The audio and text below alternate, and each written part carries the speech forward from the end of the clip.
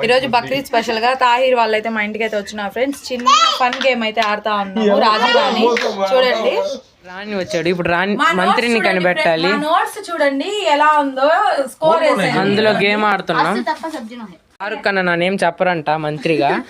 కలిసి రావట్లేదు ఆయనకి కమరీన్ పేరు చెప్పారు మంత్రి అని మొత్తానికి ఏం వచ్చిందో చూద్దాం ఇందాక దొంగ వచ్చారు మా షారుఖ్ ఖాన్ నేను